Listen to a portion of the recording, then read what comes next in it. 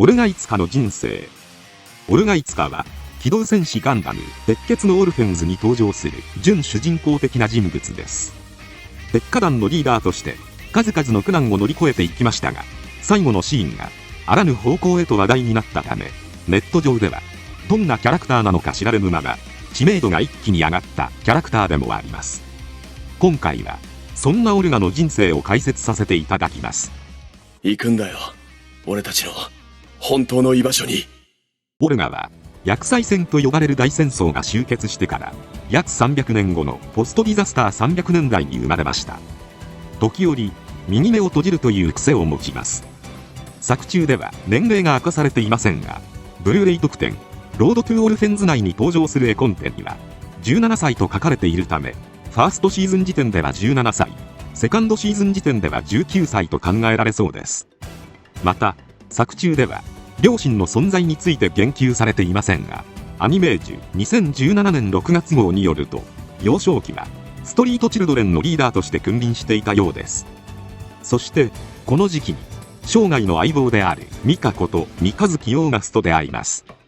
この2人の出会いの詳細は描かれていませんが、この時期の経験から三日月は自分の命はオルガにもらったものと語るほどオルガに恩義を感じており、その命を全て捧げる覚悟をしています。一方のオルガも常にミカにかっこ悪いところは見せられないと、ミカからの信頼に応えることが行動原理となっています。そんな2人は民間警備会社であるクリセガードセキュリティ、通称 CGS に入社。オルガはそのリーダーシップを生かし、子供のみで構成された3番組のリーダーとなります。少年たちのカリスマ的存在のオルガでしたが、所詮子供に過ぎず CGS では大人たちに虐げられていました。しかし元ストリートチルドレンという身分であるため、他に働き口があるわけでもなく、理不尽に耐え続けるしかない日々を送ります。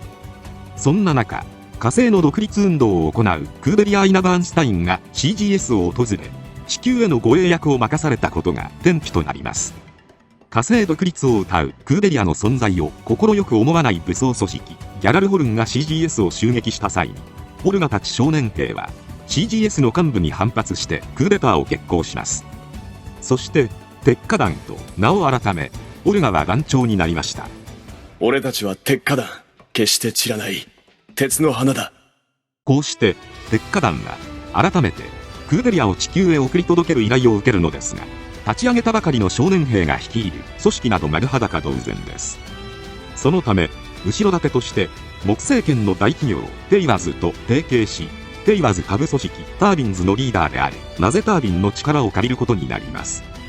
なお作中で数少ないまともな大人ともいえるナゼはオルガたちの良き兄貴分として描かれることが多く、ナゼの前では三日月たちの前で必死に背伸びをしようとするオルガの苦悩や感情を優先しようとする危うさが感じられます。またテイワズから派遣されたメリビット・ステープルトンが鉄火団に投函した際には、身内以外には簡単に心を開かないという面も見られました。その後はタービンズと連携し、ギャラルホルンにより多数の妨害も受けながらも、なんとか地球にたどり着き、マカナイ東郷之助と会いました。しかしマカナイは亡命中だったので、鉄火団はマカナイを連れてアーブラウの中心都市エドモントンの全体会議へ向かいます。オルガの相談役であり、心の支えでもあったビスケット・グリフォンを戦闘の中で失ってしまったことから、一度は呆然自失となってしまいましたが、決してオルガが立ち止まることを許さない三日月の叱咤激励で再起し、ギャラルホルンと徹底的に戦うことを団員たちの前で誓います。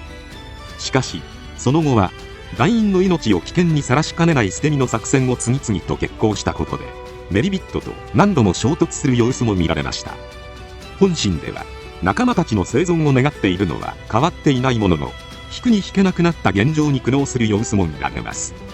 そして団員たちの決死の覚悟もあり、多くの仲間と相棒である三日月の右目と右手を失ってしまいましたが、マカナイとクーデリアを議場へ連れて行くという任務は無事達成しました。こっから先に死んだ奴らは団長命令違反で俺がもっぺん殺す。だからいいか、何としてでも張ってでも、それこそ死んでも生きやがれ。こうしてクーデリアの依頼を達成し、名を挙げた鉄火団はテイワズとクーデリアの後ろ盾も得たことで急成長を遂げていきます。オルガは慣れないスーツに身を包み、鉄火団の経営に追われる毎日を送っていました。俺らは生き抜くために、火星の王になるためにこの道を突き進む。食事もまともに取れない多忙さから三日月に痩せたのかと心配されるほどでしたが、その根底には仲間たちが危険な目に遭わず安定した生活を送れるようにするため、鉄火団の拡大を急ごうとする焦りがありました。そんなオルガはギャラルホルンの改革を目論むマクギリス・ファリドと手を組むことになります。しかしマクギリスと対立するギャラルホルンのラスタル・エリオンとなぜ率いるタービンズや鉄火団を快く思わないテイワーズのナンバー2ジャスレイドのニコルスが暗躍します。ここから鉄火団の破滅が始まりました。まず手始めになぜ率いるタービンズが摘発され、イヨククジャン率いるギャラルホルンによる殲滅作戦が行われます。この戦闘でなぜは戦死し、最初はテイワズへの恩もあってこらえていた鉄火団でしたが、ラフタ・フランクランドも殺されるなどジャスレイからの度重なる挑発を受け敵討ちを決断します。このためにオルガはテイワズから離別することを決意し、鉄火団は大切な後ろ盾を失いました。これにより鉄火団は革命軍としての旗印を掲げるマクギリスと力を合わせていくことになりました。しかし唯一の頼りであったマクギリスは結果的にギャラルホルン内で革命に賛同する者が少なかったため、ラスタル率いるアリアンロッド艦隊と倍以上の戦力差がついていました。さらにアリアンロッド艦隊は過剰な威力から使用を禁止されたはずの兵器ダインスレイブ、俗称爪楊枝を用いたため、圧倒的な戦力差を前にかなわず、鉄火団と革命軍が半数以上の人員を失いながら次第に追い込まれていきます。さらにラスタル側の世論への働きかけによって鉄火団は犯罪者として指名手配されてしまい、頼れる相手も行く当てもなくしました。さらにオルガはせめて団員を救おうとラスタルに連絡を取り、自身とマクギリスを引き換えに交渉しますが、ラスタルに一蹴されてしまいます。打つ手なしかと思われましたが、クーデリアのアドモス商会を通じて死を偽装し地球へ逃亡することを決意しました。さらにタービンズの生き残りメンバーであるアジーも手を貸してくれることになり、逃亡のめどが立ちます。失ってばかりの戦いをしてきたかと思われましたが、オルガたちにも確かに手に入れていたものがあったのでした。こうして地球との連絡もつき、一刻も早く仲間に知らせようとアドモス商会を出ますが、オルガたちは待ち伏せしていた患者に銃撃されます。オルガは身を隠さず団員の盾となって銃弾を受けながら執念で発砲し返しました。放った銃弾は襲撃者の一人を撃ち抜き撤退に追い込みました。しかし体中に銃弾を受けたオルガがもう長くないことは誰の目にも明らかでした。それでも仲間たちの元へ向かおうと進み続ける姿を貫きながらオルガは力尽きるのでした。なおこのシーンは声優の細谷義正氏の熱演もあって名シーンとして語り継がれるはずでしたが、名シーンとしても語り継がれています。俺は止まんねえからよ。お前らが止まんねえ限りその先に俺はいるぞ。だからよ、止まるんじゃねえぞ。こうして志半ばで命を散らしたオルガでしたが、彼の残した意志は確かに鉄火団メンバーの心の中に残り続けていきます。オルガが最後に地球行きの手段を確保するという仕事を全うしたおかげで、鉄火団のメンバーの一部は無事生き残り、クーデリアと共に少年兵を救う活動へと身を捧げることになりました。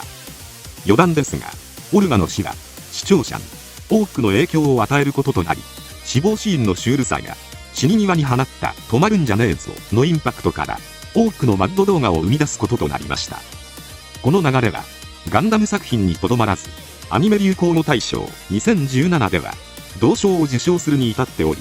ガンダムは知らなくてもオルガは知っているという方も続出しています。そのためか勢いそのままに NHK のガンダムキャラクター人気投票ではシャア・アムロに次ぐ3位、作品別ランキングでは1位を獲得する偉業を成し遂げ、名実ともに人気キャラへと成り上がっていきました。このように死亡シーンの評価もあり、ネタキャラとしての扱いを受けることが多くなってしまったオルガですが、少年兵たちの長として大人になるため背伸びせざるを得なかった状況や、感情的で仁義に弱い人間臭さなども含め、とても魅力的なキャラなのではないでしょうか。お前ら成功祝いのボーナスは期待しとけよ。今回は以上となります。